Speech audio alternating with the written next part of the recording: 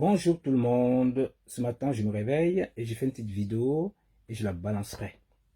Alors déjà, je fais une petite dédicace à notre très cher Forna que je remercie de tout au fond de mon cœur. Forna, merci, merci. C'est grâce à toi aujourd'hui que je suis connu. Pourquoi je dis que je suis connu? Dans le calme. Parce que sur les réseaux sociaux, à l'époque, je n'étais pas vu. Je faisais des louanges. Hein, ou par mes commentaires aussi, les gens m'ont reconnu parce que je ne faisais pas de cadeau à qui que ce soit. Toute personne qui s'attaque à la Côte d'Ivoire, je ne faisais pas de cadeau. Donc à travers cela, j'étais connu. Et ainsi de suite, nous sommes mis à t'écouter. Car franchement, tu n'as eu que la sensibilité. Sensibiliser les personnes. Pouvoir faire du bien. Pourtant, tu es d'origine guérie, si j'entends bien. Mais tu as toujours soutenu le président Ouattara. Comme on dit, tu n'as jamais jasé. Comme on dit en Côte d'Ivoire, c'est l'homme qui fait l'homme. Ou dans le monde entier d'ailleurs, c'est l'homme qui fait l'homme. C'est aussi l'homme qui détruit l'homme. Donc ce qui veut dire, le loup tue loup. Voilà. Donc si je comprends bien, Maître Forna, jusqu'à présent, tu n'as jamais jasé. Écoutez, je me suis battu, c'est grâce à moi aujourd'hui, toutes ces personnes la font. Participatif, avec des intervenants, c'est encore toi Forna, qui nous a permis, les gens se sont servis de toi pour grandir, mais tu n'as jamais dit un mot. En tant que régulateur, toi et moi, nous avons bien discuté. Nous sommes bien d'accord. Avec le temps, on a compris finalement qu'il faudrait se battre pour avancer. Alors, je reviens à mon petit sujet. Vous savez, dans la vie elle est belle. Pensons à évoluer et non à stagner. La vie est un combat. Vous voyez ce que je veux dire? Ne vous focalisez pas du peu que vous aviez. Prenez le temps de combattre et aller de l'avant. Vous savez, on dit une voiture, on dit un homme ou un être humain. Si je comprends bien, la voiture, elle roule. Vous ne saviez pas quand est-ce elle prendra une panne. Équivaut aussi pour l'être humain. L'être humain aussi. Hein? Il peut avoir une petite maladie, hémiplégie, ou paraplégique, ou un problème de dents, ou un problème de neurologique, ou un problème de rein. Voilà. La voiture, ça peut être un problème de moteur, un problème de pneus. Vous voyez, enfin, pour faire comprendre qu'en fin de compte, la vie, on ne sait jamais où on va. Donc, pensez plutôt à acquérir des connaissances et à aller vers les autres pour évoluer. J'en viens. C'est pas pour un frime, je viens de me réveiller. Donc, c'est pour cacher mes yeux. Ok? Donc, c'est une vidéo à balancer. C'est pas un live. Parce que vous savez, il y a trop de choses sur la toile. Moi, personnellement, je parle de moi. Hein? Vous savez, déjà, en parenthèse, quand on dit endémie ou épidémie, endémie, épidémie. Vous voyez déjà? C'est juste les premières lettres qui changent. L'endémie, si tu veux, c'est une maladie hein, dans un lieu localisé. Alors que l'épidémie, c'est une maladie très infectieuse, très contagieuse, qui se propage. La preuve, mondialement, on dit coronavirus. Écoutez bien ce que je suis en train de vous dire là. Ça veut dire quoi? On dit cyberactiviste et cybermilitant. Nous sommes venus pour un combat. Le combat, c'est quoi? Le combat, c'est pour défendre la Côte d'Ivoire. Mais qu'est-ce que faisions-nous? Nous ne défendons pas la Côte d'Ivoire. Nous défendons notre cause à nous. Déjà, vous voyez déjà la différence. Donc, déterminer et propager. Alors, si aujourd'hui, notre très cher BTS se sent dans une localité déterminée et que d'autres personnes sont dans une autre localité à multiples personnages, c'est leur droit. Vous voyez? Parce que le cyberactivisme, c'est politique, c'est militant sur Internet. Alors que là, dans deux coupés, cyber-militant. C'est selon moi, cyber-militant. Alors, le cyber-militant, c'est quoi? À la base, déjà, nous étions tous militants. c'est que nous sommes militants de quelque chose. Nous militons pour quelque chose. Maintenant, pour faire court, on met cyber-militant. Ça veut dire quoi? Ça veut dire que nous sommes là comme si c'était des griots pour pouvoir défendre la cause ou bien pouvoir rapporter certaines choses. Vous voyez, c'est ça notre combat. Tout ce qui est ennemi, pouvoir les détracter. Vous voyez, pouvoir les chasser, pouvoir les démentir, pouvoir les déconstruire. C'est ça notre rôle. Ma foi, je sens qu'il y a trop de jalousie, trop d'histoire. Ce qui fait que certaines personnes ont été indépendants. Il y a la dépendance et l'indépendance. Parce que notre noyau était la dépendance, c'est-à-dire dépendant de quelque chose. Dépendant de cyber-militants. Mais puisque dans le cyber-militantisme, il y a beaucoup de désordre. Ce qui évaut maintenant à d'autres personnes aussi pour pouvoir quitter, pour aller être indépendant. Écoutez-moi bien ce que je vais dire. Vous allez l'apprécier. Vous savez, moi, ça fait 20 ans que je suis dans le milieu hospitalier. Mais pas le même endroit. 10 hôpitaux différents. Cela veut dire quoi? J'aurais pu rester là, me dire, tiens, mes parents, il faut peut-être penser à eux, envoyer un peu d'argent. Alors ce maigre boulot que j'ai, il n'y a pas d'avenir. Demain, qu'est-ce que je serai? À l'âge de 60 ans, on me vire, qu'est-ce que je serais devenu? Aucun diplôme, rien. J'ai plus de repas à l'école. Les parents aiment ou pas, je n'avais rien à faire. C'est d'abord ma personne. Voyez? Je ne dis pas ça de ne pas aider la famille. Aidons avec les moyens. Voilà. Pourquoi je vous dis ça? C'est quand même un peu profond ce que je veux dire. Alors, j'ai commencé à entrer dans le milieu hospitalier en 2000. Bien vrai que je travaillais avant, disons dans les années 80 et 1996, après l'armée, effectivement. J'ai fini l'armée exactement en 1996 et j'attaquais aussitôt le boulot, mais pas à l'hôpital. Étant donné que où j'ai commencé à travailler, c'était pas un lieu défini pour moi. Je me recherchais comme tout un chacun. Il y avait 18 ans, c'est normal. On se cherche, on ne sait pas qu'est-ce qu'on fait demain. Voilà, c'est tout à fait normal. À ma grande surprise, mon but est de rentrer dans le milieu hospitalier. Mais comment y rentrer? Je suis passé par les ambulances. J'ai passé, à l'époque, on appelait le BNS, en tant qu'ambulancier. Ceux qui savent, ils le sauront. Ils savent que je ne suis pas un pipeau. Donc, j'ai eu ce fameux diplôme secouriste. Une fois acquis, j'étais ambulancier, mais mon but n'était pas d'être ambulancier. C'est-à-dire, chaque hôpital où j'y allais, je déposais un CV. Le premier CV a pris effet. C'était la clinique Geoffroy Saint-Hilaire.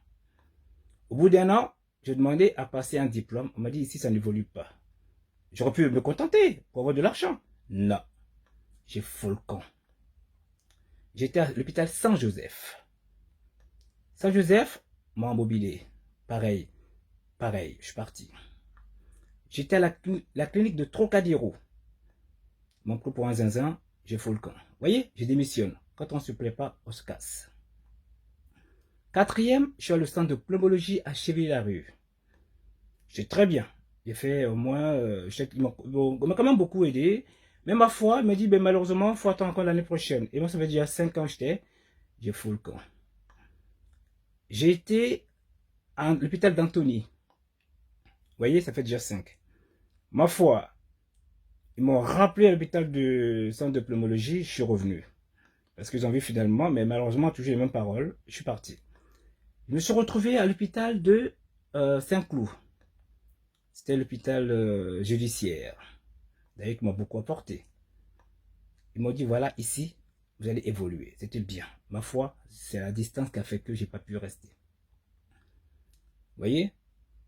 Je suis allé à l'hôpital de Vésiné, dans le 78. Vous voyez?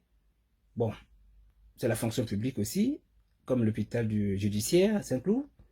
Ma foi, voilà, dit, mais il n'est pas sérieux ce garçon. Eh bien, je suis sérieux.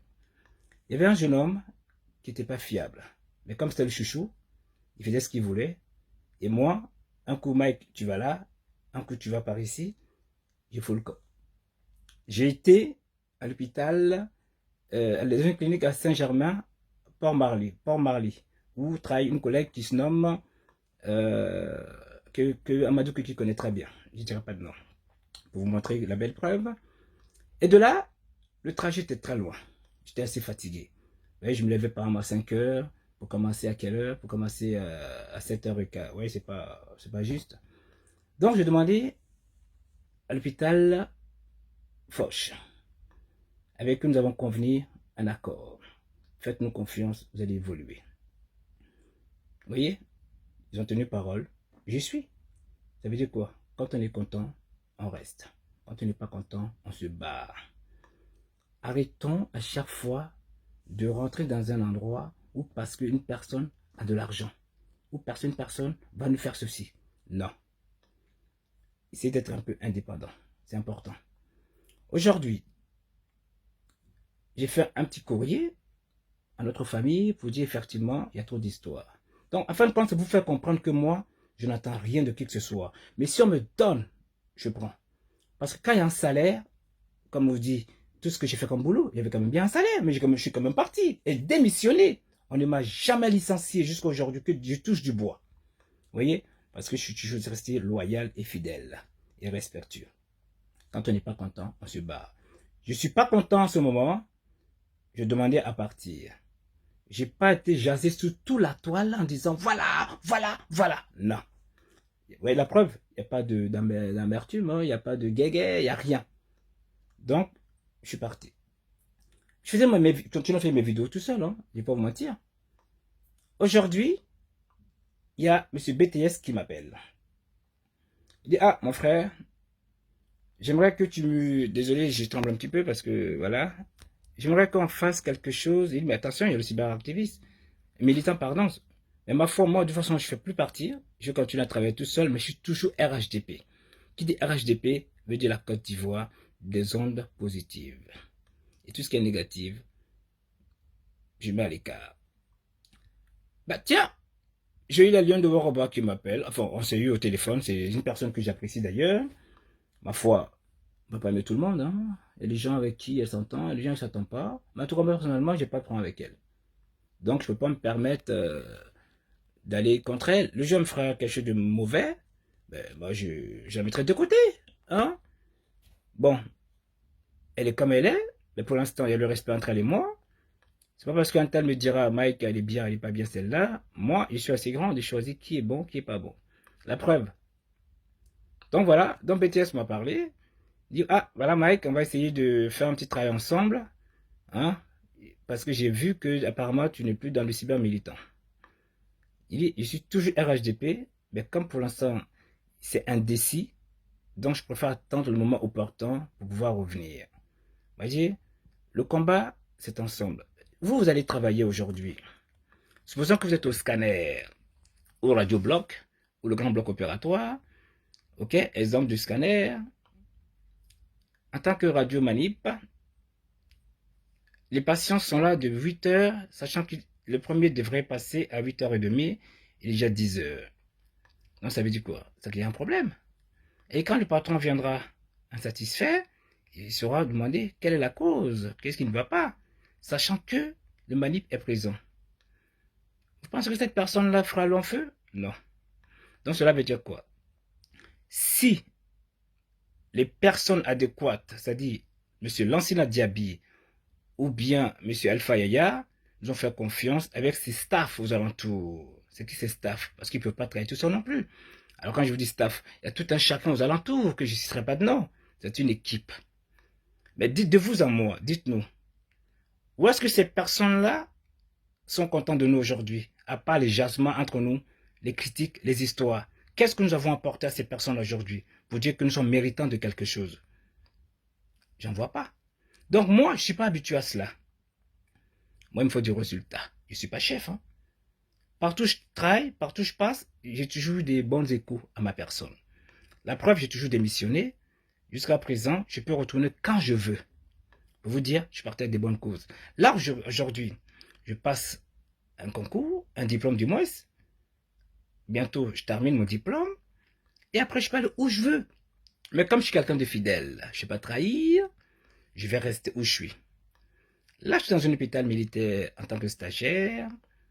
Pour vous dire comme quoi, ils sont assez satisfaits de moi. Ils veulent me garder. J'ai dit non, malheureusement, je suis déjà dans un autre hôpital. Donc, apprenez à être humble. Et puis, je tenais à dire aussi quelque chose de très important. Sachons interpréter ce qu'on nous dit. Nous sommes des grandes personnes. Évitons aussi à chaque fois d'aller rapporter ce qu'on ne sait pas. Donc, toute personne qui vient dire, Mike, va voir une personne pour demander pardon, je leur dirais merde. Parce que je ne suis fâché avec personne. Donc, vous voyez déjà, il y a un problème. On ne peut pas se permettre de juger quelqu'un pour dire, voilà, on va demander pardon. Mais pour demander pardon à qui? Sachant qu'il n'y a pas de guerre. Il n'y a rien. Quelqu'un qui est mécontent, qui vous dit, écoutez, je quitte, parce qu'il y a trop d'histoires. Il n'a pas indexé quelqu'un. Donc, cela fait comprendre que finalement, s'il vous plaît, arrêtons. Nous ne nous laissons pas manipuler par les autres de dire certaines choses que nous ne savions pas. Sur ce, je m'arrête. Vu ce parcours, je pense que les gens comprendront. Ne pensez pas que je frime. Je viens de me réveiller. J'ai dormi avec mon président Ado. Vive la Côte d'Ivoire. Vive la Côte d'Ivoire. Et à samedi pour mon live. Au revoir tout le monde.